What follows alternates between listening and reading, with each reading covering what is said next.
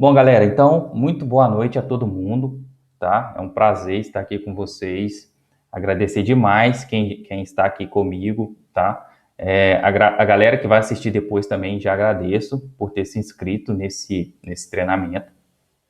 E a ideia aqui é sempre somar com vocês, tá? Trazer conhecimento, compartilhar, né, o pouquinho que eu conheço, levar isso para vocês e que isso faça diferença aí para vocês no mercado de trabalho, beleza?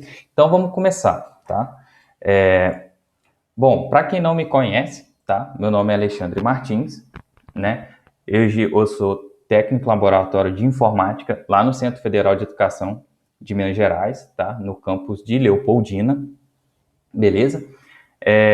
Sou instrutor hoje também do curso do Zero ao Destemido no PFCiência, é um treinamento que eu criei, né, voltado para essa parte de firewall, para a galera aí que já atua em redes, quer sair da área de suporte e ir para redes, beleza? Atuo também como autônomo na parte de consultoria em TI, tá? Então, tem alguns clientes que me chamam para botar alguns projetos, principalmente de rede, eu vou e implemento lá os servidores, enfim, coloco tudo funcionando lá, tá? E também idealizador do projeto Alô Suporte Oficial, tá? Alô Suporte, mas aí já tinha um Alô Suporte, então virou o Alô Suporte Oficial, lá no Instagram, beleza? Na minha formação acadêmica, né? Então, recentemente eu terminei meu mestrado em Ciência da Computação, tá? Eu tenho especialização em Engenharia de Redes, então já tem uns 3, 4 anos aí que eu tenho essa especialização, beleza? Sou bacharel em Sistema de Informação, então dei uma desvirtuada desse caminho aí de infraestrutura, me aventurei no desenvolvimento aí durante 4 anos, não foi o que eu escolhi para mim, então voltei agora para a parte de rede de computadores, beleza? E aí, técnico em informática e técnico em rede de computadores pelo Instituto o IFET, né? O IFET de Minas. Aí um foi num campo sudeste e o outro no sul de Minas, beleza? Certificações, né? Aí eu tenho a LPI 1, tá? De Linux, a CompTIA Linux Plus, a SUSE Certified Linux Administration, tá? Administrator, a Network Security Association 2 da Fortinet, tá?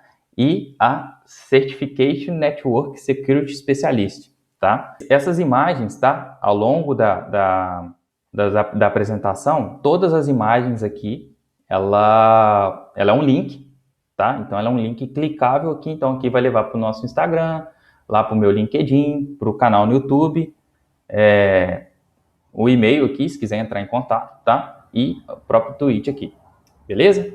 Então, vamos continuar aqui. Então, como é que vai funcionar o nosso treinamento, tá? Ele vai ser mão na massa, a ideia é estar sempre com a mão no mouse e teclado, ou principalmente no teclado, tá? A gente vai conhecer a interface gráfica para a galera que nunca mexeu com Linux, então a gente vai dar um tour rápido pela interface gráfica. O nosso foco ele é em terminal, tá? Então a gente vai aprender comandos direto, só que sem ser uma maneira maçante, tá? A gente vai entender aí a funcionalidade dos comandos, tendo exemplo, né, para a gente aplicar isso no nosso cotidiano. Algumas ferramentas, né, que a gente vai instalar aí ao longo do treinamento, que a gente usa no nosso cotidiano, beleza? Vai ser ao vivo, igual está sendo aqui, toda quarta, às 19 horas na Twitch. Já tem uma playlist lá no YouTube, tá? Com a instalação do Linux Mint. Eu vou estar sempre disponibilizando os slides que eu vou estar apresentando aqui, alguns links complementares, beleza? Tem o grupo no Telegram, para quem ainda não está lá, né? Tem um grupo lá no Telegram, mandei um e-mail para todo mundo. Então, clica no e-mail e corre para lá, tá? E como material de apoio para a galera que está querendo ir para Linux Essential, tá? Para a certificação Linux Essential. Aqui, nessa imagem aqui, tem o link já para ir pro livro, tá? É um livro do Luciano Siqueira. Ele é um dos grandes autores aí de livros voltado para a certificação LPI. Então, ele criou esse virtual aqui gratuito para todo mundo, beleza? E aí, a galera que quiser já ir para essa certificação, pega esse livro lá e põe ele como recurso principal, tá? E considera o nosso treinamento aqui apenas como um apoio, beleza? esse link aqui do Drive é onde eu estou disponibilizando, então, nossos arquivos, tá? Os slides já estarão lá. E aqui já está o nosso link do grupo do Telegram também. Esse slide já está lá no link, tá? Já está lá no nosso Drive, beleza? Então, dito isso, então, vamos começar para os slides aqui, né? E aí a gente tem que sempre começar do básico, né? Tipo, o que é certo falar? É GNU? É GNU Linux? É Linux? Né? O que são distribuições? Então, a gente tem que começar disso aí para a gente já clarear a mente de todo mundo, beleza? Então, vamos voltar um pouquinho lá na década de 80, tá? Onde o principal sistema operacional que a gente tinha nessa época era o Unix, beleza? E o Unix, ele era um sistema operacional fechado, tá? Ninguém tinha acesso ao código-fonte e tal, semelhante ao Windows que a gente tem hoje aí. Só que ele era todo terminal, né? Tela preta. E ele era um sistema muito bom, ainda é, na verdade, né? É um sistema muito bom, só que os usuários não tinham acesso para melhorar, né, o código, ver o que tinha implementado ali, o pessoal não tinha acesso a isso. Então, como meio que um manifesto, tá?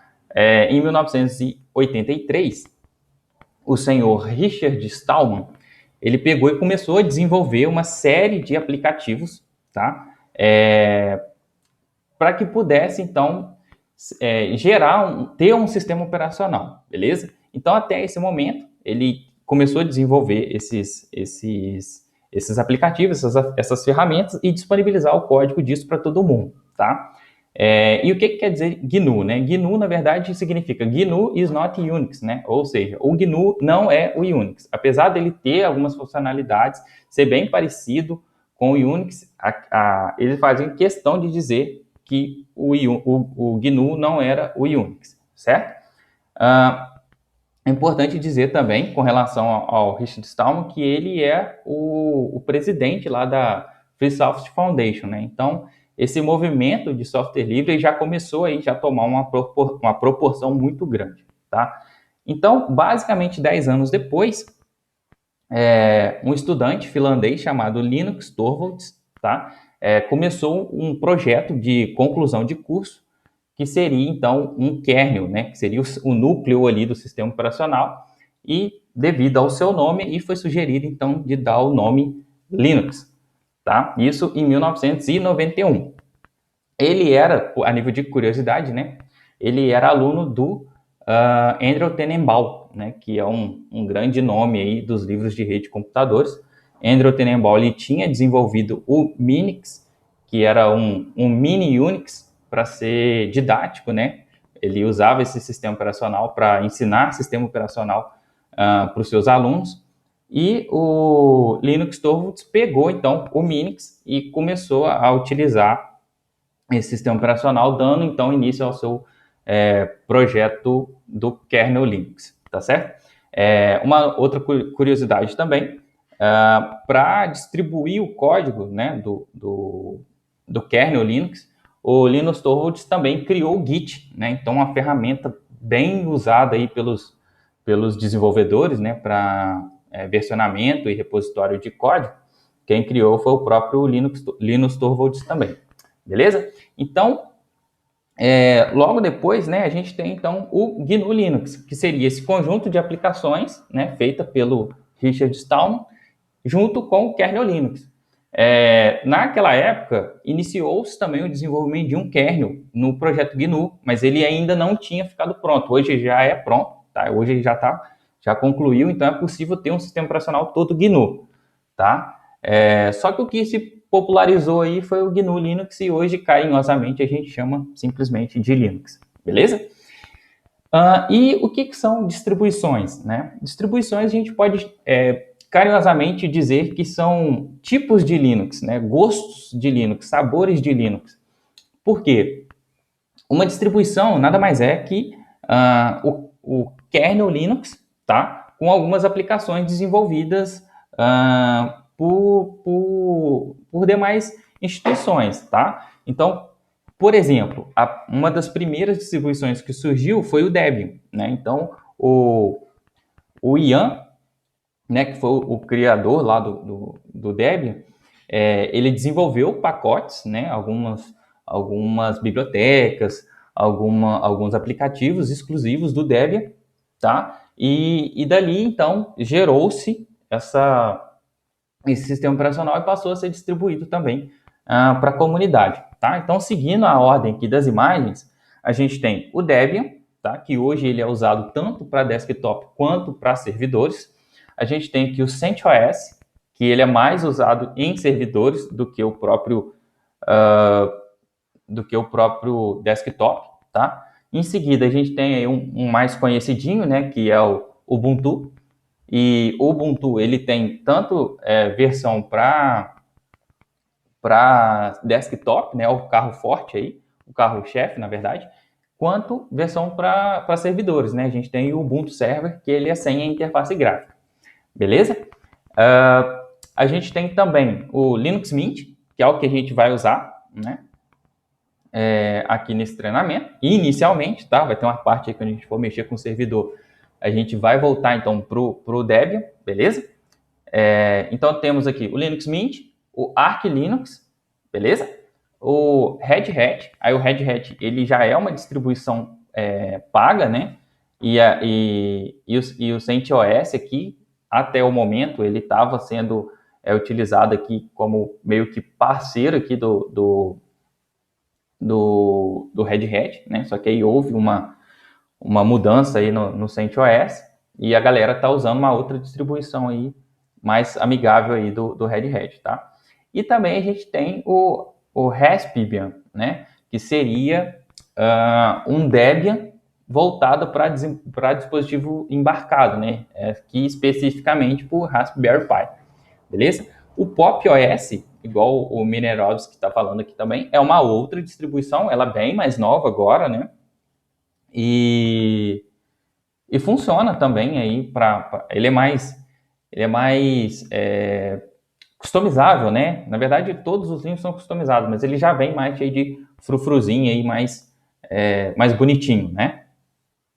E aí, galera, a gente tem uma outra questão que é o seguinte: quando uma distribuição ela é baseada na outra, né? Então, por exemplo, o Debian ele não se baseia em ninguém, ele é uma distribuição independente, tá? Em compensação, o Ubuntu, ele tem uma parte do Debian, tá?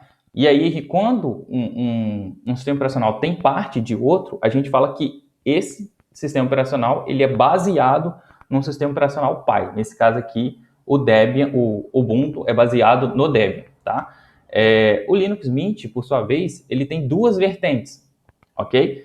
Uma vertente que é baseada no Ubuntu, ou seja, Debian, Ubuntu, Linux Mint, e tem uma que é diretamente do Debian, tá? Que é no próprio site lá do Linux Mint, a gente tem lá o LMDE, né? Que é o Linux Mint Debian Edition, beleza? Aqui também, cada imagem dessa aqui leva para o seu respectivo site, tá? Para a pessoa fazer download e usar aí do jeito que quiser, tá? Experimentar. E tem um link que eu vou deixar aqui para vocês, que é o DistroWatch. No DistroWatch, ele simplesmente cadastra, o pessoal cadastra lá as distribuições, então ele tem mais de 1000 distribuições disponíveis lá e ele leva a pessoa pro download dessa distribuição, beleza? Então deixa eu dar uma aceleradinha aqui. Bom, e aí a gente tem a Free Software Foundation, né? Que ela apoia aí a distribuição de software, tá? Ela preza pela liberdade do usuário e para ser considerado um software livre, o software ele tem que obedecer essas 4 liberdades aqui, tá certo? Então é a liberdade de executar o programa para qualquer fim, a liberdade de estudar o código-fonte, então necessariamente, né, você tem que ter o código-fonte desse sistema operacional, dessa aplicação, enfim. Você pode redistribuir essas cópias, ou seja, você tem acesso ao software, você pega e copia ele para alguém, e uma vez que você efetua alguma modificação nesse software, você pode também distribuir essa modificação, tá certo? Essa questão aqui, ela já é voltada lá para a nossa Linux Essential, beleza? E aí a gente tem 2 termos, né? Que é o FLOSS e o FOSS. O O FLOSS, ele vem justamente de Free, Libre, Open Source Software, né? Que o pessoal lá na gringa, né? O pessoal confunde free com gratuito e não com liberdade, né? E o software livre, ele vem para ser uma questão de liberdade, não para ser uma questão de gratuidade, tá? Então, por isso que veio e se tornou FLOSS, né? Por ser gratuito e livre, né? De código, um software de código aberto, tá certo? E a gente tem o FOSS também, que aí sim é Free e Open Source Software, tá certo? Que aí seria gratuito, né? E de código aberto, tá certo? Então é só, isso pode cair lá na prova, tá? Da Essentials, apesar de ter o peso bem baixo, então é muito pouco provável de cair, tá certo? E aí a gente tem também a OSI, mas não a OSI lá do modelo OSI, tá? De rede, é a Open Source Initiative, tá certo? Que também defende aí e educa os desenvolvedores para ter esse desenvolvimento de software de uma maneira aberta, né? Então, ele preza aí 10 critérios para a distribuição do software, respeitando, então, os conceitos lá, as premissas lá do Open Source Initiative, tá ok? E aí a gente também tem a Creative Commons, né? Que além disso, né, além dessa questão de software e tal, ela visa que tudo seja aberto. Então, qualquer obra intelectual, né, de propriedade intelectual, ela preza que isso seja distribuído de qualquer meio, tá? De qualquer modo, na verdade. Tá? Então, ela fomenta aí essa criação de obras de licenciamento aberto. Então, seja um livro, né, um TCC, né, que normalmente tem a propriedade intelectual envolvida, tá? Discos, músicas, enfim. O Creative Commons, ele está envolvido nisso tudo. Então, ele promove palestras, eventos, para fomentar esse tipo de ação, beleza? E aqui a gente tem alguns tipos de licença, né? Do tipo copyleft, tá? E do tipo permissiva. Isso também cai lá na Linux Essentials. Então, qual que seria a diferença das duas? Enquanto a copyleft, ela simplesmente permite a distribuição, a permissiva, ela permite a distribuição e o relicenciamento. Então, se você está pegando algo com uma determinada licença e você altera, atribui alguma coisa àquilo, você tem o direito de definir uma outra licença para aquilo e, se for o caso, vender, inclusive, tá? E distribuir com o seu nome junto, tá certo? Isso eu sugiro depois que vocês olhem lá no livro para a galera da certificação, beleza?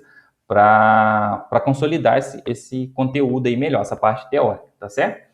E aí a gente tem um modelo de negócio para open source, tá? Isso aí também cai na prova. Tá? Então, assim, como é que funciona, tá? Como que a galera pode ganhar dinheiro com software livre? Empresas, né, grandes empresas como IBM, Google, elas investem no desenvolvimento, tá? De software de open source, tá? Então, quem não conhece o famoso navegador Chromium, né? O Chromium nada mais é que um código aberto, tá? Do navegador Chrome, tá? É um projeto distinto, mas basicamente tem as mesmas funcionalidades, tá certo? Então, assim, essas grandes empresas, elas apoiam e muito, tá? O desenvolvimento de software livre, tá certo? Serviços e treinamento, tá? Então, assim, suporte técnico, né? Treinamento, né? Esse treinamento, por exemplo, ele poderia ser pago, né? E eu estar pedindo um valor X para esse treinamento. A Udemy, por exemplo, está lá, né? Com alguns software livres, tá?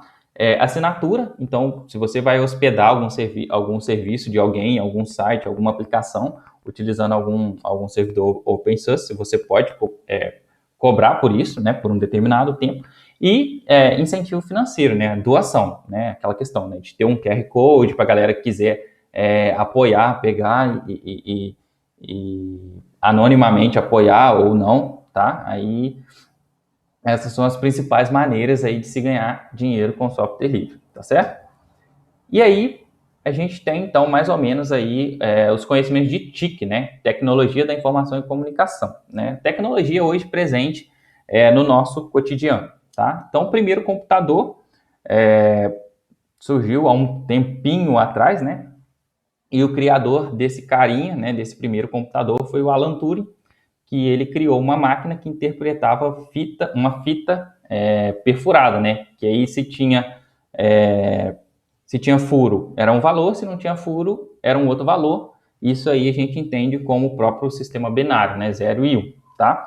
Então, Alan Turing era um matemático e ele desenvolveu essa máquina aí para interpretar dados num período de guerra, tá? Então, tem um filme aí do Alan Turing, não lembro agora o nome.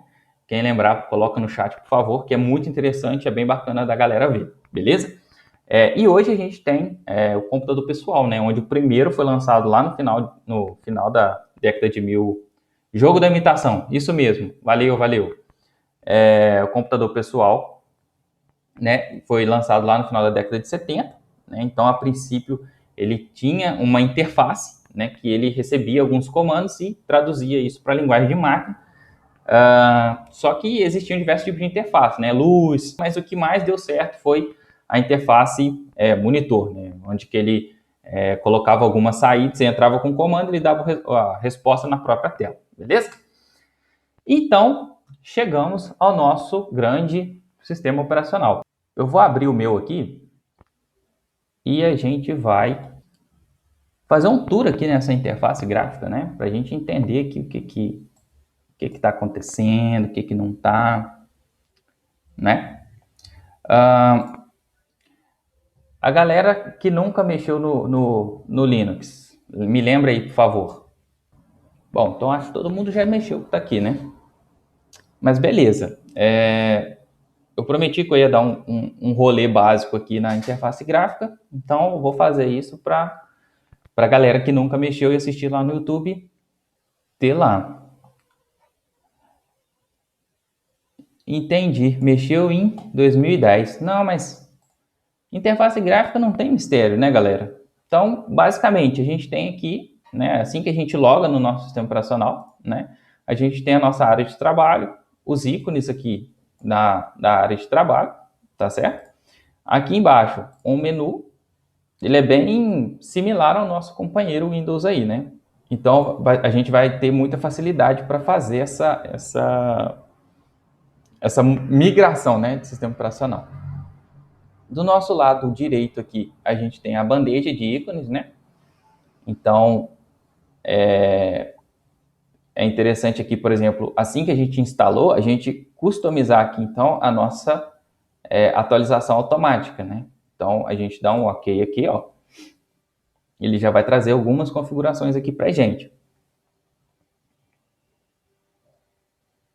Então, ele já está falando que tem uma atualização, tá? E aí a gente já aplica aqui, então, a atualização. Quando ele pedir uma senha, é a senha que a gente definiu lá no momento da instalação para o nosso usuário, tá? E ele vai aplicar aqui, então, uma nova versão do Update Manager. Isso seria aqui só uma configuração inicialzinha, tá, galera?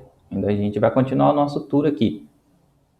Beleza, tá iniciando aqui o Update Manager. E aí ele já mostra pra gente algumas atualizações que a gente tem que fazer. Tá? Eu não vou fazer aqui agora para não tomar muito o nosso tempo, beleza?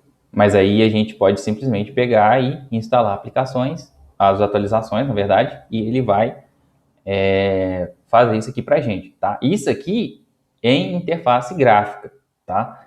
Tem o comando também via terminal, mas a gente ainda vai chegar lá, tá? Então aqui, ó, são 441 megas de download, então eu não vou mexer com isso por enquanto. Depois eu faço isso em offline, sugiro que vocês façam também em offline, tá certo? Então, para a gente correr aqui, o que acontece? Ó, a gente tem aqui, então, a pasta pessoal, que ela seria, a gente chama isso aqui carinhosamente de diretório home, né? Então, cada usuário, ele Assim que ele é adicionado no sistema, ele tem um diretório similar a esse aqui, tá? E esse diretório aqui, fazendo uma analogia, né? É similar ao C2 pontos users, o usuário, né? Ou document settings lá no Windows XP e o nome do usuário, tá? Então todo usuário ele vai ter uma pasta desse tipo aqui já com essas outras pastas aqui já pré-definidas, tá? Estão todas vazias aqui. Essa instalação é limpinha também, tá? Para a gente estar trabalhando junto nisso aqui, tá certo? Então beleza. Então no menu a gente tem nesse lado esquerdo aqui a gente chama de favoritos, tá certo? Então ó, o Mozilla Firefox está aqui como navegador, né? Aqui a gente abre a loja de aplicativos do Linux Mint, tá? Então, deixa eu abrir ela aqui. Ela vai pegar aqui alguns aplicativos para a gente fazer a instalação dele aqui, que a gente não vai fazer por enquanto. Enquanto ele carrega aqui, deixa eu continuar aqui, ó. Tem a parte de configuração. Aí aqui a gente abre seria nosso painel de controle aqui, né? Ó, carregou. Aqui a gente tem já alguns aplicativos, deve ser os aplicativos hot aqui, né? Então, VLC, né, que a galera já conhece, galera do desenvolvimento Sublime, Spotify, Steam, para a galera que fala que não tem jogos para Linux, né? Inkscape, que é para mexer com vetorização de imagem, e aqui a gente tem por categoria também, tá certo? E aí, feito isso, você clica aqui uma vez, vai aparecer um botãozinho de instalar, e você, ao clicar aqui, você dá coloca a sua senha, né? E ele já vai fazer a instalação para você. Simples, rápido, prático, sem mistério nenhum. Gparted é vida, com certeza. A gente vai instalar ele aí em alguma aula. Aqui, então, a gente abre o nosso querido terminal, tá certo? Aqui vai ser o nosso diretório home. Bloquear a tela, né? Seria um lock screen, né? Travar a tela aqui. E aqui seria para encerrar a sessão, fazer logout, né? Do sistema e desligar a máquina aqui, tá certo? E a gente também tem as opções aqui também por categoria, tá? Então, escritório, né? Tem o LibreOffice aqui que já vem instalado, né? Aplicativos gráficos que tem aqui alguns também, internet, né? Tem aqui um BitTorrent aqui, né? Para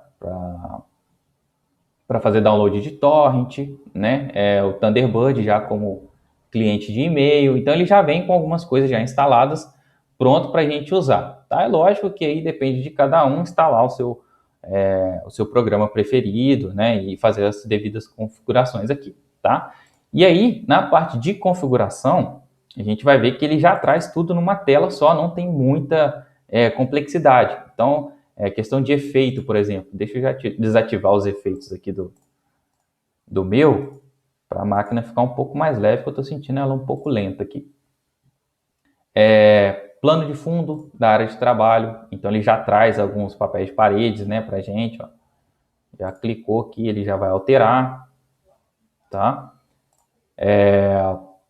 Fonte, né, algum tema, galera que gosta de personalizar. O sistema operacional tem bastante temas aqui, tem como baixar os temas também, tá? Então, personalizar borda da janela, o ícone, o painel aqui embaixo, o menu, tudo aqui dá para a gente personalizar, tá? Então, assim, não tem nada engessado no Linux, tá? O Linux, ele é muito bom por causa disso, você consegue fazer diversas coisas aqui, sem ficar instalando aquele monte de plugin, um monte de coisa, né? Então, tudo dá para a gente fazer aqui dentro do próprio sistema mesmo, tá? E aí tem as questões das preferências, tá? Área de trabalho, janela, idioma, alguma extensão, né? Dentro do próprio Linux Mint. A parte de hardware, né? Então, configuração de Bluetooth, rede, impressoras, né? A parte de disco, de HD, a gente vê aqui, configuração de mouse e teclado. tá? E a administração, a gente entra aqui num firewall, que a gente vai ter uma aula exclusiva aí só de firewall, tá bom? A parte de repositório de aplicativo, drive para o Linux, né? Configuração de tela de login é aqui, adicionar usuário ou grupo, a gente vai ter uma aula só disso também, tá? Então, galera, esse foi um tour, assim, bem rapidão, tá? Do que dá pra gente fazer aqui, beleza? Então, eu acho que se for para usar um uso de interface gráfica, a gente que já é da área de TI, a gente não passa perrengue, tá certo? Eu acho bem tranquilo. Hoje está muito mais amigável. O Ricardo, que é das antigas aí, ele pode dizer que naquela época lá era muito mais complicado de se usar uma interface gráfica, beleza? E hoje está muito tranquilo, tá? Então, eu sugiro sim a ter o sistema operacional instalado ou numa VM ou em dual boot, tá? E começar aí a fazer essa transição, experimentar, né? Utilizar o sistema operacional Linux aí, beleza? E agora, galera, bora pro nosso querido terminal, não é mesmo? Então vamos lá, galera. Primeira coisa, quando a gente abre um terminal, o que a gente tem que entender? A gente tem que entender o que significa isso aqui, ó, né? Essa string aqui, tá? Então, o que significa isso? Tá? Então, o primeiro campo aqui, antes do arroba, significa o usuário logado. Então, no meu caso aqui, Alexandre, tá? O arroba significa onde que ele está logado, né? É de né? Que seria a mesma ideia do domínio, né? Então, seria, sei lá, Alexandre, onde que ele está? No gmail.com.br, né? Então, aqui é a mesma coisa. Então, é o Alexandre no Alexandre Desktop. O Alexandre Desktop é o meu hostname, tá certo? E esses dois pontos é para separar esse contexto, né, do usuário conectado a algum dispositivo. Qual dispositivo? O meu dispositivo local, Alexandre Desktop. 2 pontos. Esse til significa o meu diretório pessoal, né, que seria o nosso diretório home, né? E esse sinal de dólar aqui, né, esse cifrão aqui, significa que o meu usuário ele é um usuário comum, né? A gente tem 2 tipos de usuário, um usuário comum e um usuário denominado superusuário, né, que seria o root. A gente vai aprender dele também, beleza? Então tá, como é que eu sei que eu estou no meu diretório home? Né? Ah, Alexandre, você falou que está no diretório home porque tem um til ali, mas como é que eu sei disso? Então, primeiro comando que a gente vai aprender, o pwd. Tá? O pwd ele simplesmente pega e fala, olha, você está no diretório tal. Beleza? Eu vou abrir aqui o meu slide aqui para eu fazer esse acompanhamento com vocês. Uma coisa importante também é o seguinte, o Linux, assim como algumas linguagens de programação, o Linux ele é case sensitive, tá? Então, eu digitei aqui pwd, eu tive uma saída. Mas se eu digitar maiúsculo, ele não vai reconhecer, beleza? Então, se você criar um diretório, um arquivo em caixa alta e depois criar o mesmo nome em caixa baixa, ele vai aceitar, tá certo? Porque ele faz distinção de caractere maiúsculo e caractere minúsculo, beleza? Essa informação é importante aí para vocês, para não errar comando de bobeira. E aí, a gente tem também o que a gente chama de caminho absoluto e caminho relativo. O que é o caminho absoluto? No Windows, a gente tem o que a gente chama de o nosso diretório raiz, né, onde tudo começa, seria o nosso C2 pontos, né? No Linux não é bem assim, tá? Eu vou trazer depois uma próxima aula, quando a gente for falar de estrutura de diretórios, eu vou trazer uma imagem mostrando como que funciona a hierarquia de diretórios no Linux. Mas basicamente tudo começa de um barra, né? Então, olha a saída aqui de cima, né? Barra home, barra Alexandre. Esse barra, ele é um diretório, tá? É onde tudo começa, tá? Então a gente não tem C dois pontos, D dois pontos, E dois pontos, não. Tudo começa no barra. O barra é o início do mundo, tá? É a criação do universo. E aí, quando a gente vai falar que a gente vai fazer referência a algum determinado diretório, a gente tem o caminho absoluto, que é o quê? Independente de onde você estiver no sistema operacional, esse caminho ele é sempre o correto, né? Então você começa lá da origem, lá do barra, até o diretório final ou o arquivo final, tá? Por exemplo, a gente está aqui no diretório barra home barra Alexandre. Vamos supor que eu queira entrar no diretório documentos, por exemplo. Eu posso simplesmente dar um cd documentos, tá? E eu acessei o documentos, tá certo? Agora, isso é o caminho relativo, porque a partir do diretório barra home barra Alexandre, para eu acessar o documentos é só dar um cd documentos, tá certo? Mas e se eu tiver em um outro lugar? Por exemplo, cd barra tmp. É um outro diretório. E aí eu quero acessar o diretório documentos. Eu consigo acessar via o caminho relativo? Nesse caso aqui, o caminho relativo ele seria igual ao caminho absoluto, tá certo? Porque se eu for usar aquela mesma questão, cd documentos, ele vai me dar um erro, vai falar que não existe. Por quê? Porque a partir de barra tmp não tem nenhum diretório chamado documentos, tá? Mas se eu for no meu caminho absoluto, eu consigo chegar nesse diretório que eu quero, tá? Então aqui, ó, barra home, barra Alexandre, barra documentos. Tô lá dentro, beleza? pwd de novo. Tô dentro de barra home, barra Alexandre, barra documentos, tá certo? Isso, com certeza, cai numa prova de certificação, tá certo? E aí, como eu já mostrei aqui, um próximo comando seria o cd, né? O cd ele simplesmente troca a gente de um diretório para o outro, tá? Só que tem algumas particularidades do cd que nem todo mundo conta, que seria o quê? Basicamente, todo comando ele é composto do comando, opções e parâmetros, tá?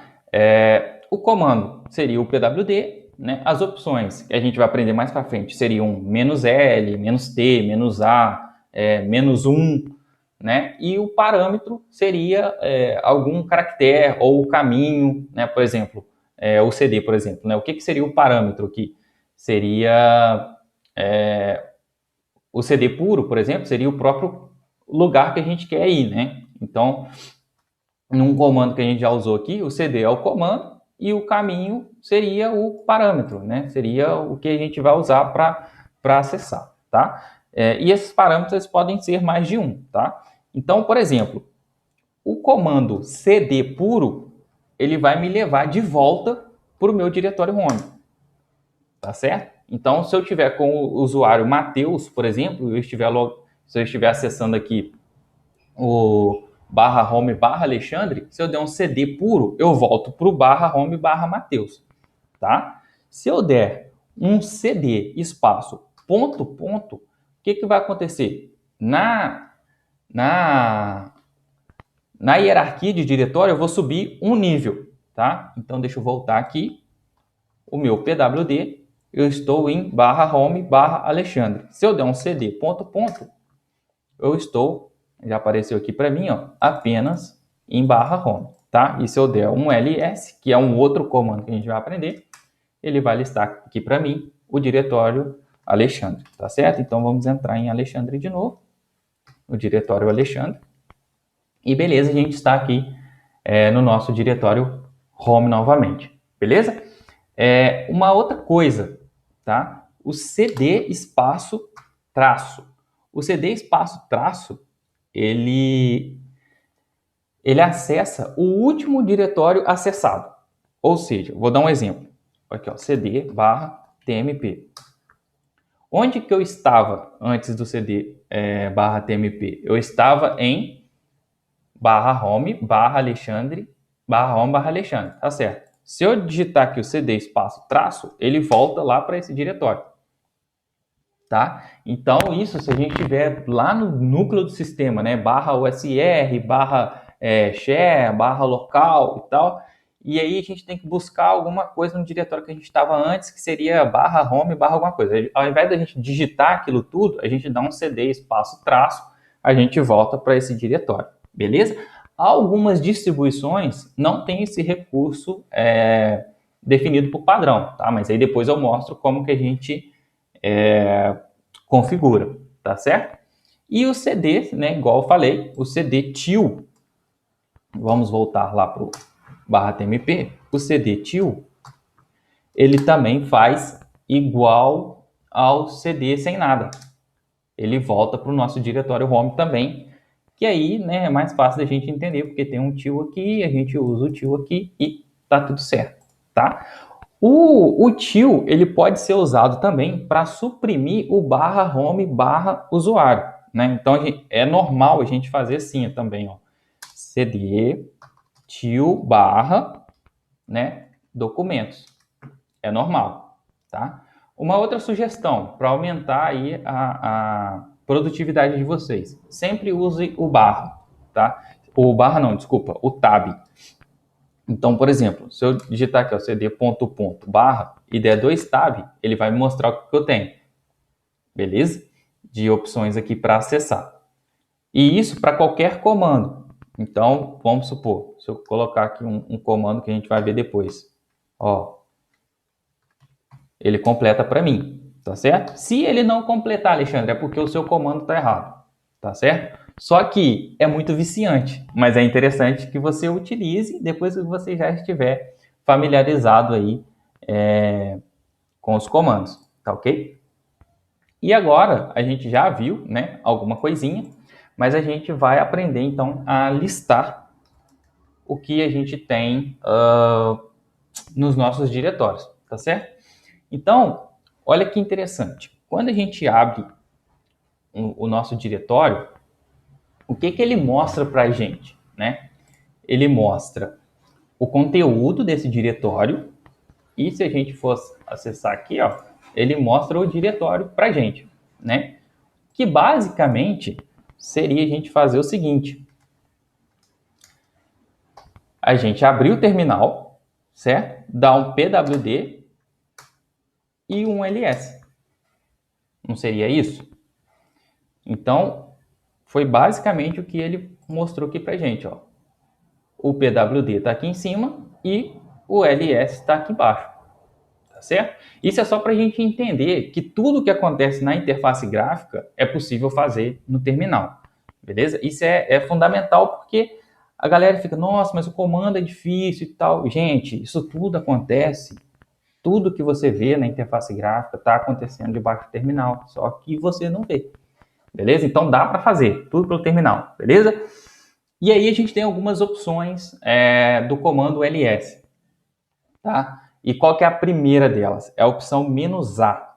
Então, se a gente colocar aqui um ls-a, esse A é de all, né, de tudo. E o que ele vai mostrar com esse "-a"? Ele vai mostrar os diretórios, arquivos, inclusive os ocultos.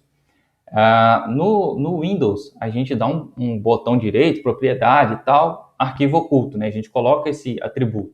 No Linux, não. No Linux, todo arquivo ou diretório que comece com o caractere ponto, ele é oculto, tá? Então, veja bem.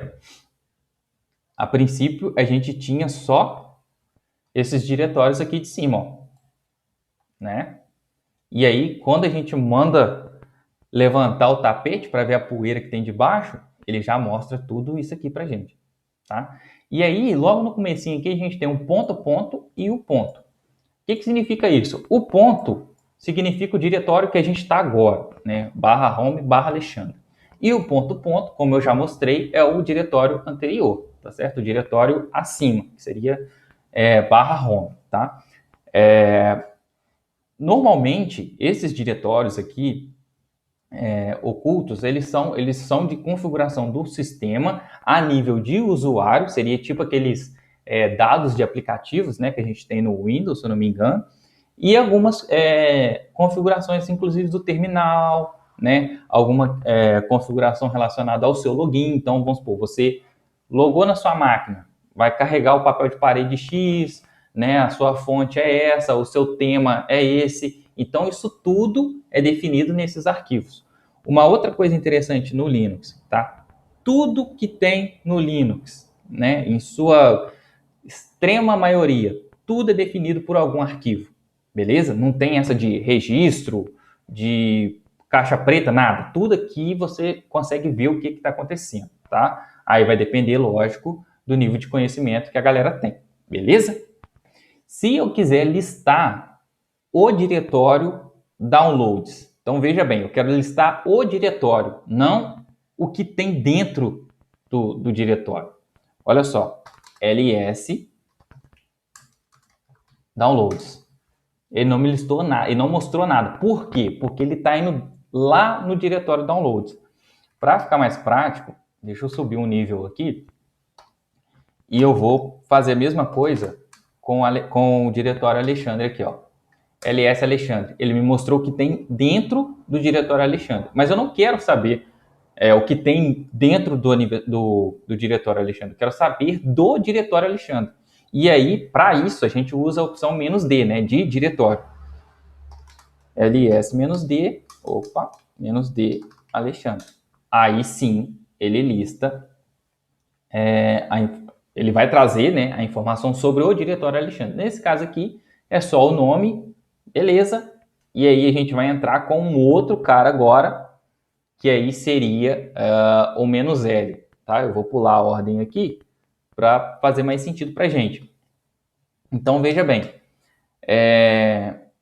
eu quis então saber, né, informações sobre o meu diretório home, né, meu diretório Alexandre. Se eu colocar o "-l" aqui, ó, ou LD ou DL, tanto faz, eu vou buscar essas informações mais aprimoradas. Mas veja bem, tanto faz se eu colocar "-dl" ou "-d-l", tá? Então, olha só, aqui ele já trouxe mais informações acerca desse diretório, beleza? Mas aí eu vou explicar o que é cada campo daquela saída lá. Deixa eu só continuar aqui. Uma outra coisa, e isso aqui eu acho interessante para a galera que gosta de impressionar a mulherada, falar que está na Matrix, né? Então vamos lá. O ls-r maiúsculo, tá? Olha só que bacana. Ele lista de uma maneira recursiva. Então, ele não me listou só o que está dentro do diretório Alexandre. Ele listou o que está dentro dos subdiretórios também. Ou seja, ele listou Alexandre e área de trabalho, e se tivesse algum outro diretório dentro de área de trabalho, ele ia listar também. Quer ver a diferença? Vamos fazer o seguinte, ls-ra. E aí ele vai varrer todos os diretórios ocultos lá dentro do nosso home. Olha só. Ele já rodou lá dentro, ó. Já achou pasta lá para dentro, né? Ó, arquivos lá para dentro, né? E aí, como é que isso fica mais interessante? Se a gente colocar um L aqui, ó, aí parece que a gente está na Matrix, né? Aqui deu pouca coisa. Mas se a gente pegar, por exemplo, e fizer isso aqui em barra, vai parecer que a gente está na Matrix, concorda? O que vocês acham? Dá para falar que a gente é hacker já? A gente tem essa primeira opção aqui, essa primeira letra aqui, né? Na verdade, o primeiro caractere aqui. Ele diz respeito ao tipo de arquivo, o tipo de objeto que a gente está lidando, tá? Então, a gente tem o traço, deixa eu ver se eu acho alguém aqui, -LA. Então, olha só, aqui já fica mais interessante, porque a gente tem um traço. O traço, ele faz menção a um arquivo qualquer. Tá? Então, o que a gente está lidando aqui? É um arquivo. Tá? O D, ele é de diretório. Beleza? A gente tem o L, que é de link. O link, ele é tipo um atalho para algum lugar. Tá? A gente vai aprender a manipular link mais para frente. E aí a gente tem outras coisas que são menos comuns a gente ver. Então a gente tem o P, que ele é de um pipe, a gente tem o B, que é de bloco, a gente tem o S, que é de socket, e a gente tem o C, que é de caractere. Tá? Eu não vou entrar em detalhes nisso agora, e nem sei se eu vou entrar em detalhe, porque isso aí já é muito específico, beleza? Sinceramente, nesse tempo todo de Linux, eu nunca mexi a fundo com isso, tá? Mas eu já vi no sistema, beleza? Então tá. E aí, uma outra coisa interessante aqui da gente ver. A gente tem a permissão atribuída, né, a esse objeto. Eu estou chamando de objeto porque aqui eu estou generalizando o que é, tá certo? Então, independente do caractere que tiver aqui, isso vai ser um objeto aqui para a gente, tá certo? Então, aqui a gente tem as permissões definidas, tá? A gente vai entrar nisso também, vai ter uma aula para falar só disso. A gente tem a quantidade de referência no disco para esse objeto, tá? A gente tem o dono desse objeto e o grupo do objeto, tá? Isso a gente vai trabalhar mais para frente também. Aqui é o tamanho do objeto e aí a data de modificação. Tá certo? Aí normalmente aqui vai ser, no caso de tema, foi hoje, né? Porque eu peguei e alterei aqui o papel de parede, tá? Então ele alterou enquanto eu estava aqui, tá certo? Aí eu alterei algum arquivo lá, ele alterou a data de modificação desse diretório. Beleza, galera? Ficou entendido? E aí eu vou trazer aqui. Olha só, a gente tem um diretório aqui maior, um arquivo aqui maiorzinho, que é esse x session errors aqui, né? .old. É um arquivo que foi copiado para o old aqui, e aqui ele deve gravar algumas informações de log, alguma coisa assim. Mas o que eu quero mostrar aqui? Eu quero mostrar a opção "-h", que ela vai pegar esse tamanho do arquivo aqui, que agora ele está em bytes, e vai mostrar para a gente de uma maneira mais legível, né? Então, veja bem, ele transformou tudo aqui para um modo mais legível. Então, o que não tem nada aqui continua sendo bytes, 5 bytes, né? 62 bytes. Agora, aumentou um pouco o tamanho, ele já converteu para kbyte, né? Então, aqui, ó, 14 kbytes. Tá? Então, veja bem, sem o LA, sem o H, né? Então, 4.096 bytes, né? Que aí são exatamente 4 kbytes, tá certo? E utilizando, então, o H, ele transforma isso aqui para uma leitura mais amigável, né? O H aqui vem de human, tá? Humanamente legível, que seria a tradução literal do comando, beleza? E aí, a gente vem para um outro comando, tá? Qual que é o outro comando agora que a gente vai usar? É o whoami e o who, tá? Então, veja bem, o whoami,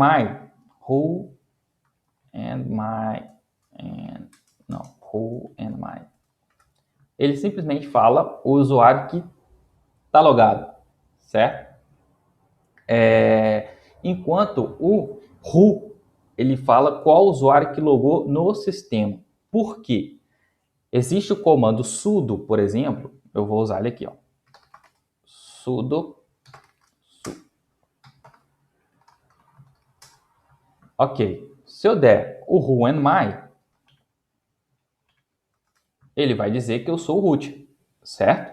Mas se eu rodar o comando who, ele vai dizer que é o Alexandre. Por quê? Porque quem logou na máquina foi o Alexandre, não foi o root, tá certo? Alexandre, mas para que eu vou usar isso, cara? Isso aqui você vai usar na hora que você tiver que fazer alguma perícia na sua máquina, tá? Então você está suspeitando que alguém utilizou sua máquina, houve algum acesso aqui, então você vai pegar e vai usar esse comando. Se tiver mais de um usuário logado, ele vai listar para você, tá? Esse comando, na verdade, não. Esse comando vai listar o usuário que você tá? Mas a gente vai entrar em um outro comando agora, que ele faz justamente isso. Ele vai listar os usuários, os últimos usuários que logaram, tá certo? Então, deixa eu voltar aqui para o meu usuário normal. Se eu der o comando last, aí sim, ele vai mostrar aqui para mim uma galera de usuários, né? Que nada mais, nada menos é o meu usuário e o reboot aqui, que é toda vez que a gente reinicia o sistema operacional, ele aciona esse usuário. Então, eu tinha falado que existiam, né, 2 tipos de usuário, mas na verdade existem 3. O usuário esqueceu de mostrar o comando W. Beleza, eu mostro o comando W. O usuário do tipo comum, que é o Alexandre, o super usuário, que é o usuário root, e tem o usuário de sistema, tá? Esse usuário ele não loga, tá? Para algumas ferramentas precisam aí de ter um usuário de sistema para pegar e executar algum comando. Por exemplo, quem? Deixa eu pensar aqui. Rápido. Usuário www.data, para a galera que trabalha com servidor web, né? Quando você instala o Apache, por exemplo, ele cria esse usuário lá que manipula o sistema web lá, tá? As rotinas internas lá do Apache, quem manipula esse www.data, beleza? Então, tem um comando. Antes do comando W, eu vou chegar num outro comando aqui. Deixa eu ver se é o próximo. É o próximo, que é o comando man. O que é o comando man? O comando man, ele simplesmente traz o manual do sistema operacional. Então, imagina o seguinte cenário. Você está atendendo um chamado sem internet, a internet caiu, você não sabe o que você faz e não tem internet. Lógico que hoje, né, tem celular e tal, mas vamos supor, no pior dos casos, tá? Você está num lugar isolado e sem cobertura, ou o data center é lá no subsolo, não pega sinal de telefone, celular, então você não tem acesso à internet. O que você faz?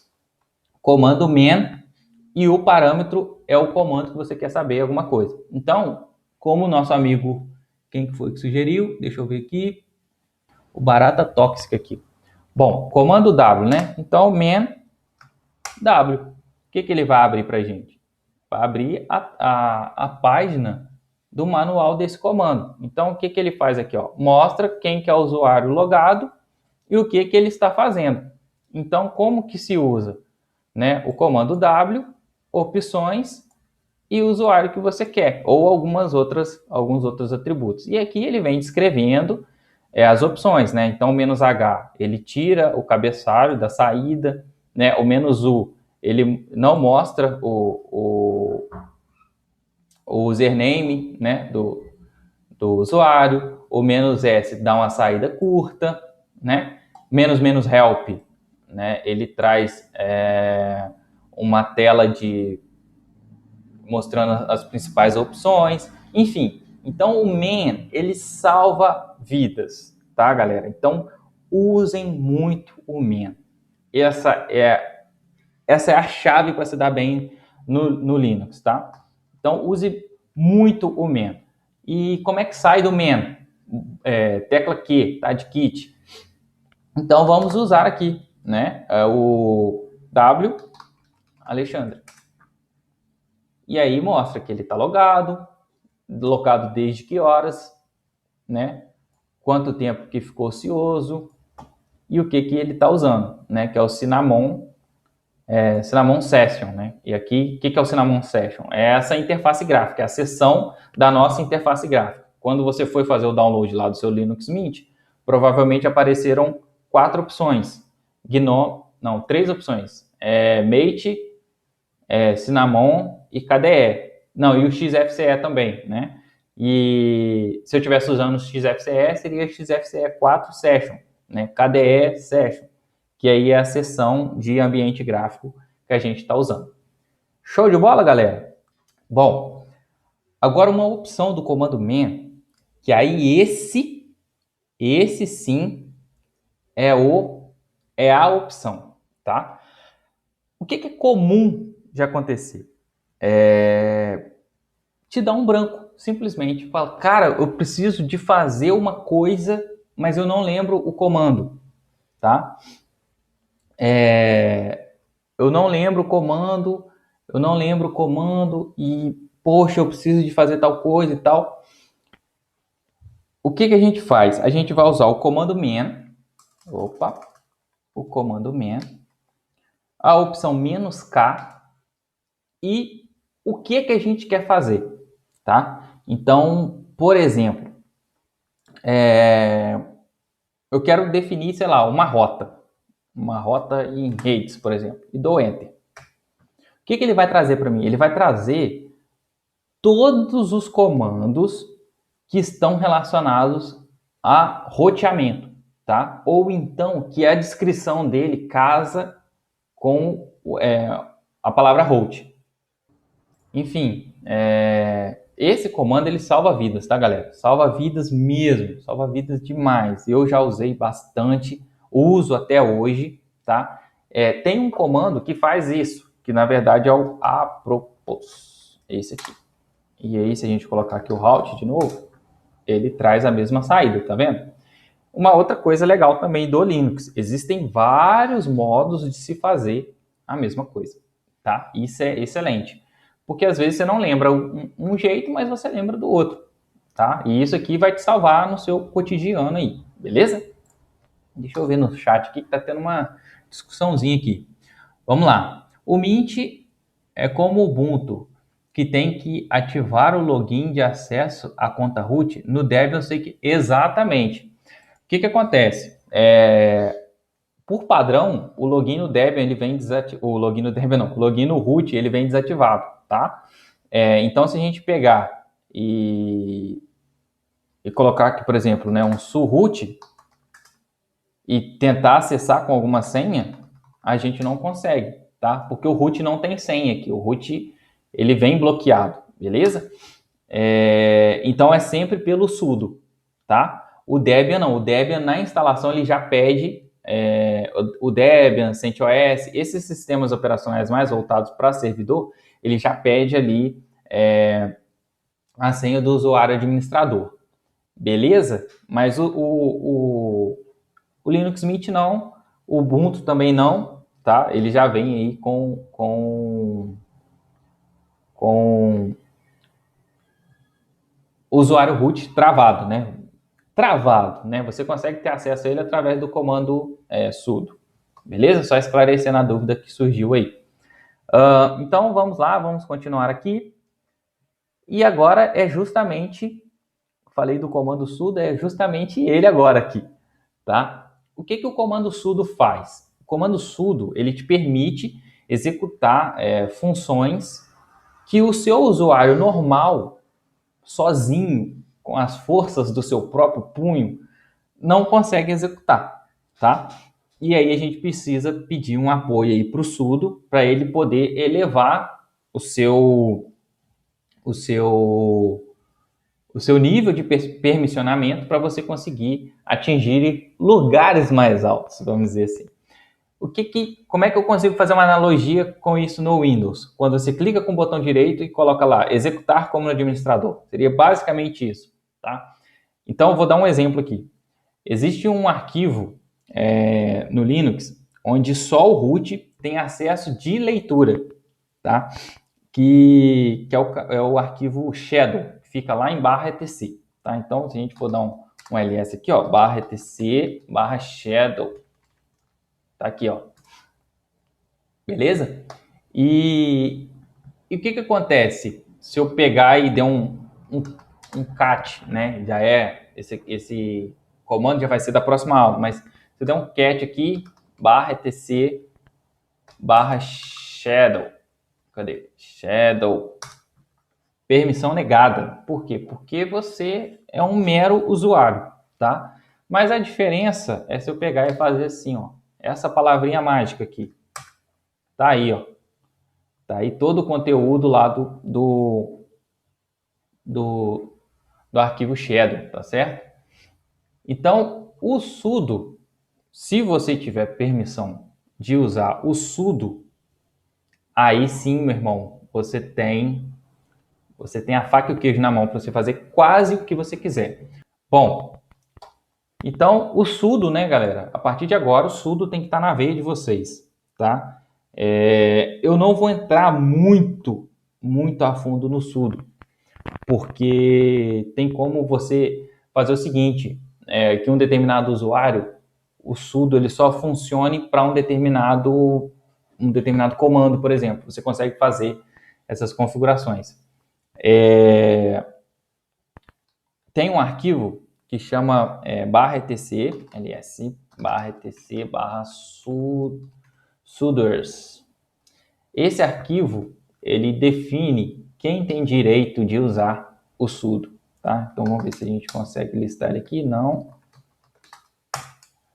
E aí, aqui, ó, a gente já vê, ó, que o root consegue, o pessoal que está no grupo admin consegue e o pessoal que está no grupo sudo consegue, tá? E aí, existe isso aqui só a título de informação, a gente não vai entrar nisso, mas existe um aplicativo não, um executável que chama vsudo, tá? Que ele é justamente para editar esse arquivo aqui e a gente não editar ele manualmente, tá certo? Bom, então, dita essas palavras e a gente já conhece o sudo agora, o que a gente vai fazer? A gente vai começar a manipular aí, dar vida para o nosso sistema, né? Então, a primeira coisa que a gente vai fazer é o quê? É criar um diretório. Então, a gente tem aqui o nosso diretório, nós vamos criar o bom e velho teste. Então, criem aí, por favor, o diretório teste com o comando mkdir. Beleza? E em seguida, dê um ls, por favor. Então, criamos aqui o nosso diretório teste, né? E aí a gente tem duas opções aqui relevantes, tá? Para a gente aprender. A primeira delas é a opção "-p", tá? O que define a opção "-p"? Olha só, se a gente tentar criar um diretório chamado teste2 e dentro dele já criar um outro arquivo chamado a gente não consegue, tá? Por quê? Porque ele não conseguiu achar esse diretório inicial aqui, quem dirá criar o diretório A dentro dele, tá certo? Mas, se a gente utilizar a opção "-p", a gente consegue fazer essa hierarquia de diretórios, tá? O "-p" aqui é de parent, ou seja, de familiares, tá? Então, a gente cria, então, o diretório teste2 e dentro do teste2 a gente já cria o diretório A, tudo num comando só, tá certo? Então, feito isso, o que a gente faz agora? ls, teste e teste2 estão ali. Se a gente listar o teste2, tem o diretório A lá dentro, beleza? Ah, Alexandre, eu quero criar um diretório oculto. Como é que seria isso? mkdir ponto meu diretório oculto. Vai aparecer aqui? Não. E se eu der um ls-a? Ele está aqui. Beleza? Tranquilo? Uma outra opção, que essa aqui, ela é menos utilizada. Bom, pelo menos eu utilizo pouco, tá? Que é a opção "-m". A opção "-m", ela permite que a gente defina já o permissionamento para esse diretório, tá? Então, um exemplo, eu não vou usar, eu não vou criar aqui agora, porque a gente não vai trabalhar com permissão aqui agora. Mas um mkdir "-m 777, que a galera brinca aí pra caramba, diretório aberto. E aí sim, o meu diretório aberto aqui foi criado. Uma outra coisa legal, né, da gente ver aqui é o seguinte, nem todo sistema que vocês pegarem vai estar coloridinho desse jeito aqui, tá? Então, o diretório está de azul, né? O arquivo está de branco. Agora, esse diretório aqui ele está de azul, mas está com verde por baixo. Isso aqui é porque já é uma customização, tá, feita no Mint, assim como feita também no Ubuntu. Mas se a gente for pegar um terminal cru, a gente não consegue ver a olho nu assim, né? A gente não consegue ver quem que é diretório, quem que é arquivo, tá? Porque vai estar tudo branco, a não ser que a gente use o ls-l, tá certo? Aí a gente consegue ver que é um diretório, né? Se for o traço, é o arquivo, enfim, beleza? E aí a gente entra em um outro comando, tá? Que é o comando touch. Alguém sabe me falar para que serve o comando touch? Pegadinha de prova, tá? Quem for esperto já vai abrir o man aí de uma vez para ver para que serve. Sabia que ia ser o criar arquivo. Não. O touch, ele não cria arquivos, tá? Bom, ele cria arquivos, mas a função dele não é criar arquivos, tá? O touch, ele serve para mudar a referência de data de arquivos, tá? Então ele muda esse rótulo ali de datas, tá? Quando a gente não passa nenhuma opção e o arquivo não existe, ele simplesmente cria esse arquivo, né? Então vamos supor, qual que é a lógica? Você está querendo mudar a data de modificação de um arquivo. Poxa, mas esse arquivo não existe, então eu crio esse arquivo e a data de criação dele vai ser a data de modificação. Faz sentido, não faz? É isso que acontece então. Então, se a gente pegar e colocar aqui touch, meu arquivo, e der um ls, ele criou aqui então o meu arquivo. E agora, eu faço uma pergunta para vocês. Tem alguma coisa que a gente vê no Windows e que esse arquivo aqui, esse meu arquivo aqui, ele não tem? Vamos ver se alguém vai pegar uma lógica interessante aqui.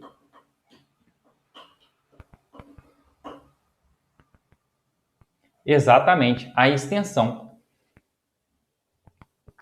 No Linux, é muito comum a gente ter arquivo sem extensão, tá, galera? Por quê? Porque os arquivos, qualquer tipo de arquivo, né, ele tem alguns códigos nele que a gente chama de metadata, né, metadados. E os primeiros, se eu não me engano, 3 bytes desse arquivo faz referência ao tipo de arquivo que ele é. Então o Linux ele usa isso no lugar de ter uma extensão, beleza? Então eu posso ter, por exemplo, uma música com a extensão .txt no final, que quando eu der 2 cliques nela, o Linux vai saber que é uma música e não um arquivo de texto.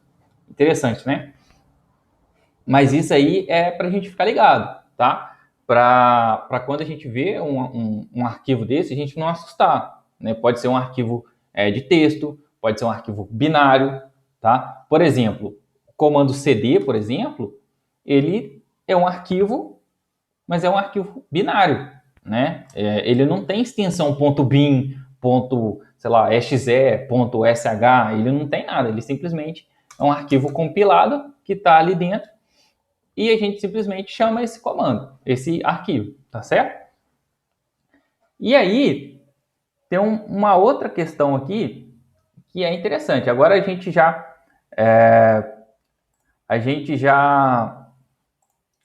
aprendeu, né, a criar um arquivo e agora a gente vai começar a manipular esse arquivo. O que seria manipular? Copiar ele de um lugar para o outro, mover ele de um lugar para o outro, renomear, recortar e colar, que seria o mover, né? Apagar esse arquivo. E aí a gente vai ver alguns macetinhos agora, tá?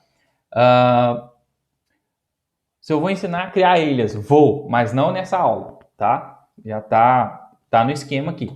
O comando file diz o tipo do arquivo, exatamente. Existe um comando, não seria para essa aula, mas já dando spoiler para as próximas, que é o file. A gente pode chamar aqui, então, o meu arquivo. O que ele vai falar? É um arquivo vazio.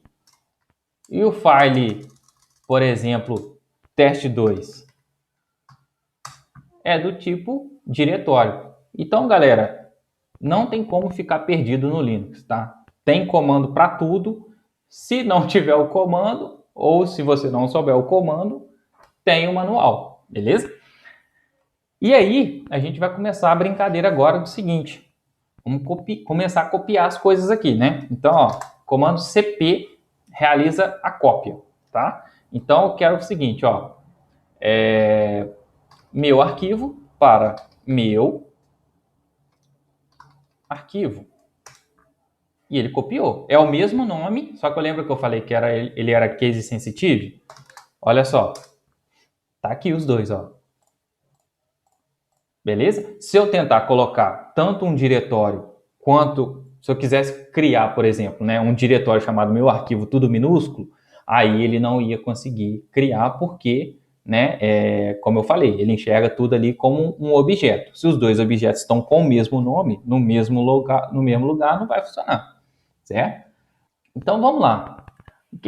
Quais as opções aqui que elas são relevantes para a gente, né? Isso aqui eu uso bastante no dia a dia. A primeira é a opção "-p", tá? Só que eu não uso ela pura, tá? Mas o que faz a opção "-p"? Ela preserva as configurações do arquivo. O que seriam essas configurações? O dono, o grupo, as permissões, beleza? Então ela preserva isso e copia de um lugar para o outro. Normalmente, quando você move um arquivo, copia um arquivo, o dono desse arquivo ele pode mudar, tá? Ele pode virar o dono da pessoa que está fazendo a cópia dele, beleza? O "-r", ele realiza uma cópia recursiva, ou seja, se eu pegar simplesmente fazer assim, ó, cp teste2 para diretório 2, ele não vai deixar, tá? Por quê? Porque tem coisa dentro dele. A gente não consegue pegar só o diretório e mover. Então a gente tem que pegar e passar a opção "-r" aqui. Tá? E aí sim ele vai copiar o diretório e tudo que tem dentro dele para um outro lugar, beleza? O ls agora. Cadê? O diretório 2 está aqui e o teste2 está aqui também. Beleza? O "-v. O "-v, ele simplesmente vai mostrar o que está acontecendo. Quando eu executei a cópia, né, ele simplesmente rodou e pronto. Mas o "-v, ele vai mostrar o que está sendo feito. Então, olha só.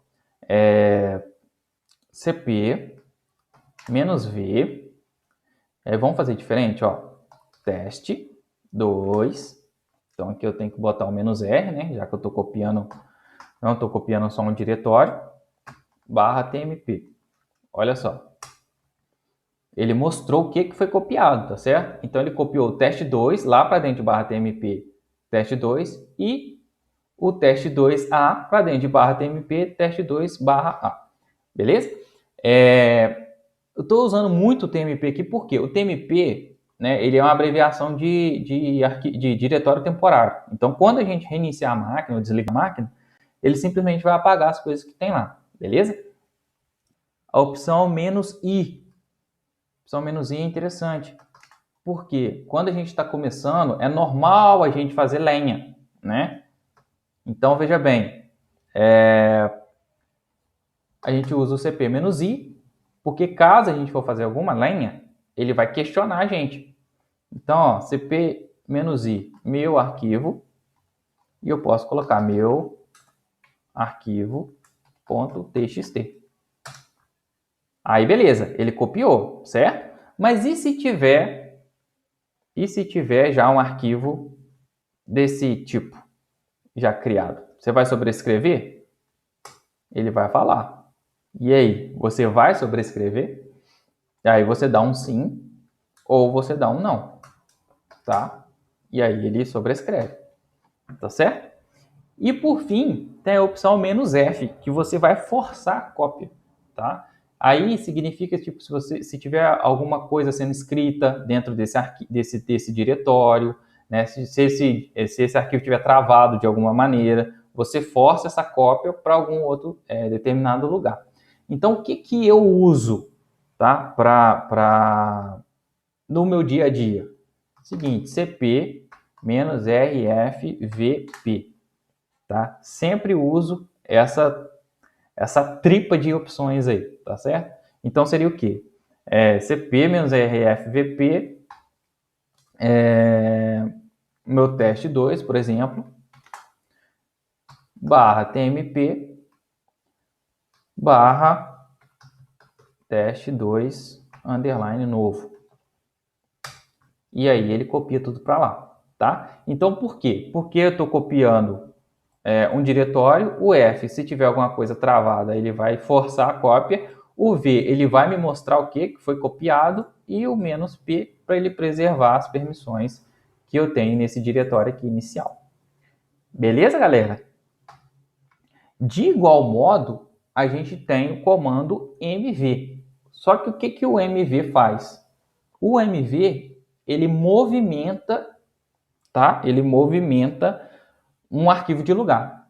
Ou seja, ele faz o famoso recorte e cola no terminal, tá? Só que aí tem uma outra funcionalidade. Concorda comigo? Se eu movimentar o arquivo ou o diretório de um lugar para o mesmo lugar, só trocando o nome, eu estou simplesmente renomeando esse arquivo, certo? Então ele tem essas duas funcionalidades. Ele movimenta o arquivo no sistema, ou então ele renomeia esse arquivo, tá? Então vamos lá. Eu vou pegar aqui o meu arquivo .txt e vou mudar o nome dele para meu arquivo .mp3, por exemplo. mp3. Beleza? E qual que é a sintaxe disso? MV, CP, RM não. MV e CP, o que eu tenho e para onde vai ou o que eu quero renomear, tá? Não inverte, porque senão vai dar problema, beleza? E aí eu tenho, então, algumas opções também interessantes aqui, né? Que são o menos "i", tá? Também, caso haja já um arquivo criado, então vou repetir o comando aqui, com a opção "-i", e ele vai perguntar de novo se eu quero sobrescrever. Opa, peraí. Ah, tá. Deixa eu, então, fazer o seguinte, ó, CP... Não, posso tentar aqui, ó, MV, tira a extensão aqui. Eu movi, né? Então não adianta repetir. Ó, MV-i, o meu arquivo, para o MP3. Aí ele pergunta, vai sobrescrever o MP3? Aí eu não vou, e ele não sobrescreveu. Beleza? Repare que como eu dei uma extensão pro meu arquivo, ele já alterou a corzinha aqui, né? Ele entendeu que seria uma música, mas se eu clicar aqui, ele não vai executar como uma música, beleza? Mas isso, na verdade, isso é um atalho, tá? Para um comando, a gente vai aprender isso aí depois. E agora a gente vai, então, remover esses arquivos, tá? Que é o comando rm. Então, um ls aqui, o que a gente vai remover? A gente vai remover o meu arquivo .mp3, e aí que a gente pode passar um monte. Então, o meu arquivo mp3, o file, e ele vai remover isso tudo de uma vez, tá? Então, removeu esses dois caras. Aí, o que a gente usa aqui? O "-r", tá? Para remover quando for um diretório. Então, tipo, você tem um diretório, tem coisa dentro desse diretório, você vai e remove o diretório e as coisas que tem dentro dele. Então, vamos fazer o seguinte. Vamos fazer aqui um MV, meu arquivo, teste2A. Então, o meu arquivo foi lá para dentro, certo? ls barra teste, ls teste2A, e tem o meu arquivo lá dentro. Beleza. Então, se eu der um rm agora, no meu teste 2, eu não consigo, porque ele é um diretório, tá? E aí, o que eu uso para fazer isso aqui? Existem dois comandos para remover diretório. O próprio rm, ou então o rmdir. Só que o rmdir, ele só remove diretório vazio. Então, ó, rmdir, o teste 1 não tem mais, né? Então vamos ver aqui, diretório aberto. Diretório aberto. Ele removeu, tá? Porque ele estava vazio, beleza? Questão de prova, tá, galera? Isso aí. RMD, tá? Só remove diretório vazio, beleza? Então, voltando para o RM, o menos R, ele faz justamente o que a gente precisava de fazer aqui no teste 2, né? Que aí a gente permite que ele faça essa deleção recursiva, beleza? E aí, o que a gente vai fazer aqui de interessante? A gente já vai usar algumas opções, tá? Tipo o quê? Menos V, para visualizar o que está sendo deletado. Ó. Beleza, ele saiu removendo tudo que tinha lá dentro, tá? Segunda coisa, uma remoção forçada. Aí funciona do mesmo jeito da cópia, tá? Se tiver alguma coisa sendo travada ali e tal, ele vai remover esse arquivo para lá e pronto. O menos I. O menos I, ele sempre evita a cagada, né? Vamos dizer assim. Então, por exemplo, rm-i, meu arquivo. Ele vai perguntar, cara, você tem certeza? Você vai remover esse cara? Você fala, tenho. Ele remove. Beleza? No rmdir, tem a opção "-p" também. Por quê? Porque aí ele vai e deleta essa hierarquia de diretório desde que todos estejam vazios. Beleza? Mas aí aqui a gente não tem mais. Vamos criar aqui, ó. mkdir -p Alexandre /Martins. Beleza. rmdir Alexandre. Não vai funcionar. Por quê? Porque o diretório não estava vazio. Mas, se a gente der um "-p... Opa! Não tem implementado. Ah, tá. Lógico. Tem que passar o Martins aqui no final. Certo? E aí, se eu listar, o Alexandre saiu também. Beleza? Deixa eu ver se eu tenho mais algum comando aqui. Tem. Mas antes disso, deixa eu eliminar também o diretório rm-rfv diretório 2. E foi removido. Então, estamos aqui com o nosso diretório home quase que original, né? Porque tem um cara aqui que a gente criou, que é o meu diretório oculto. E como é que remove esse cara? Mesma coisa.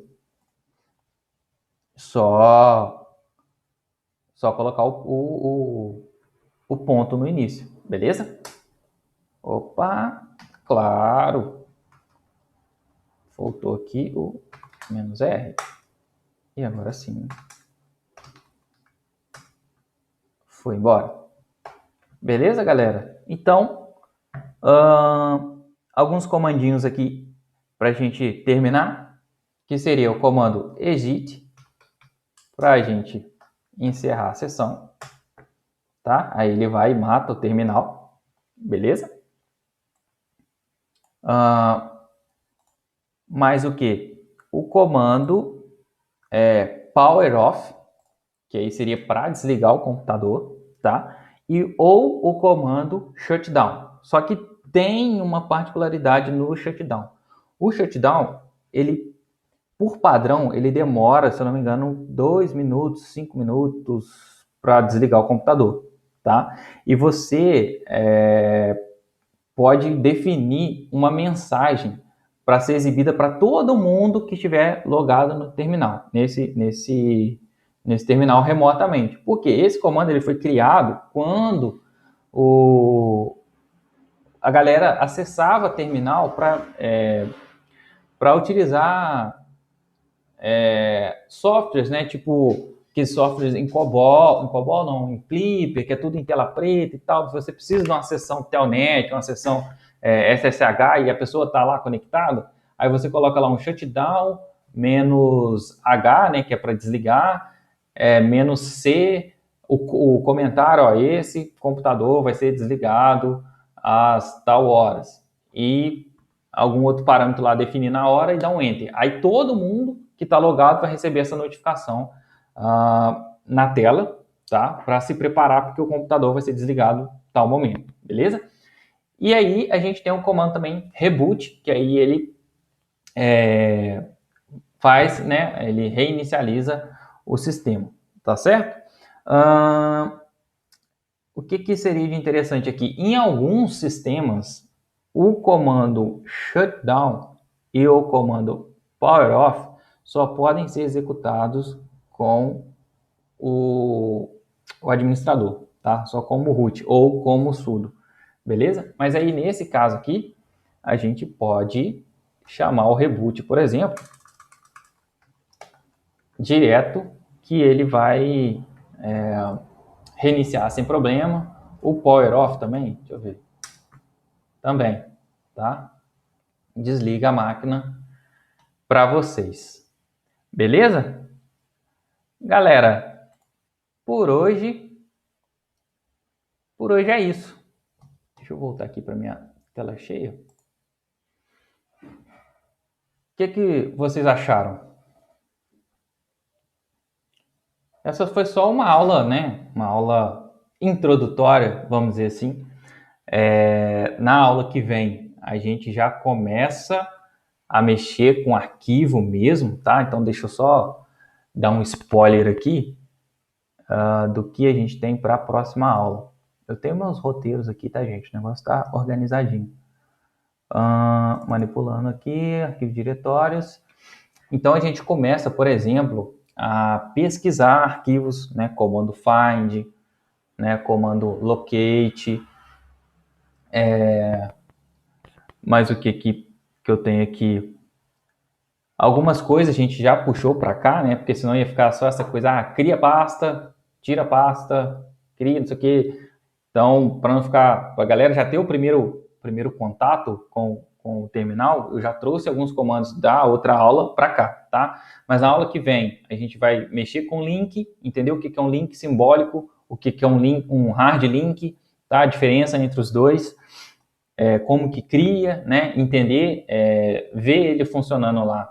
Quando a gente der um ls-l, vai ter o Lzinho lá de link, beleza? O comando file, né, que a gente usou agora, estaria na próxima aula. Então, deixa eu ver aqui. O comando find, ele vai demandar um tempinho, porque ele tem muitas opções, né? A gente consegue refinar bastante o que a gente vai procurar no sistema. O comando updatedb e o comando locate, né, que ela é uma busca mais rápida, mas existe um custo a ser pago nessa busca mais rápida, beleza? E aí sim, a gente começa com o cat, né? A gente começa com, deixa eu ver mais o que, o WC, né? O sort, que aí a gente já começa mesmo a explorar o que tem dentro dos arquivos, né? Porque aí, querendo ou não, uma boa parte do profissional que atua em Linux, ele mexe com log, né? Log, e a gente precisa de filtrar isso aí da melhor maneira possível para ter uma informação mais precisa para a gente, né? Lembrando, o slide já está lá no nosso drive, tá? A galera que não está no grupo, vai no grupo. Teve uma galera que não estava fazendo reCAPTCHA e foi banido do grupo, então tenta acessar de novo, beleza? Para não perder as coisas, tá? Eu vou estar sempre mandando e-mail, mas conversar lá no grupo é fundamental, tá, galera? Estreitar aí, fazer networking. Por que eu gosto de grupo? Porque a gente conhece outras pessoas, tá? Oportunidades surgem, tá? Através de grupos, projetos surgem e a gente aprende bastante. Beleza, galera? Eu vou tirar aí esses 10 minutinhos agora para a gente bater um papo, tá? Então, a galera que tiver alguma coisa para trocar ideia, a gente já vai trocar ideia agora. E eu já vou encerrar aqui a minha gravação.